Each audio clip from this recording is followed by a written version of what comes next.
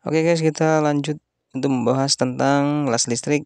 Ini adalah part 3-nya. Untuk kalian yang belum nonton part 1 dan part 2, silahkan nonton di channel ini ya. Kita akan coba membongkar las listrik ini guys. Tapi sebelum itu, mungkin kalian harus tahu bahwa untuk menggunakan las listrik itu biasanya terkendala dengan daya listrik yang kecil. Karena kalau kecil pasti jelek terus kan. Kalau kita komunikasinya dengan orang PLN atau kelistrikan, pasti dianjurkan untuk naikin daya listrik. Misalnya nih, di rumah kita masih 900 watt. Pasti disarankan untuk naikin menjadi 1300 atau 2200. Nah, beda lagi kalau kita lagi ngobrol sama tukang bengkel. Tukang bengkel ini idenya macam-macam, guys. Lebih ke kreativitas mereka untuk melakukan sesuatu agar bisa ngelas. Salah satu kreativitasnya itu adalah membuat ground yang ditempelin ke besi dan besi itu ditempelin ke bumi. Maksudnya ke bumi itu adalah ke tanah ya. Nah, kedua hal ini kan agak lumayan merepotkan ya kalau nggak tahu ilmunya.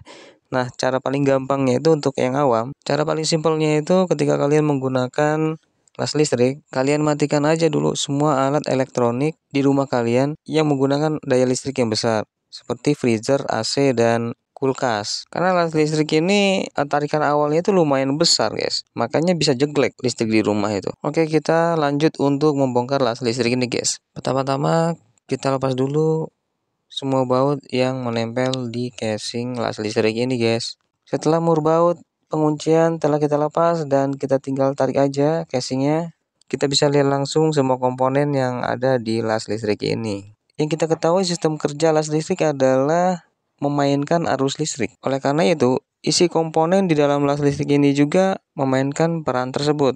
Di sini ada yang bulat hitam, ada dua. Yang besar ini adalah elko atau elemen kondensator.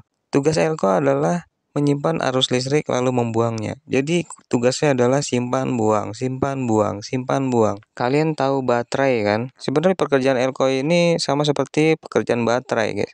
Menyimpan energi listrik atau menyimpan arus listrik.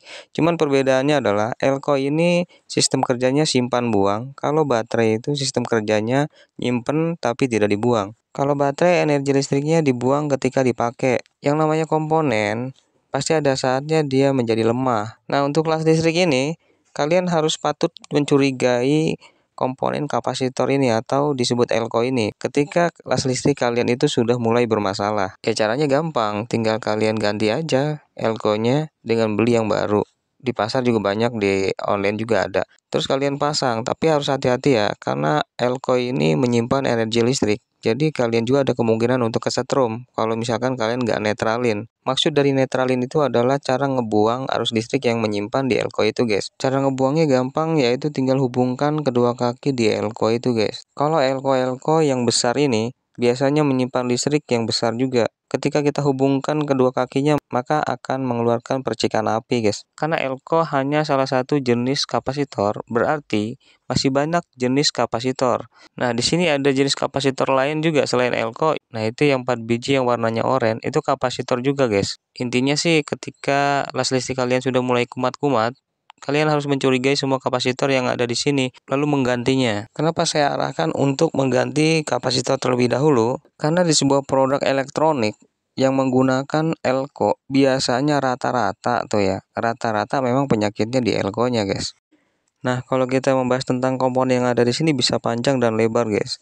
Nah, kita akan coba cicil pembahasan tersebut di part selanjutnya, yaitu part 4. Jadi teman-teman jangan lupa untuk tekan subscribe supaya nggak ketinggalan informasi dari channel ini. Kita lanjutin di part 4 guys.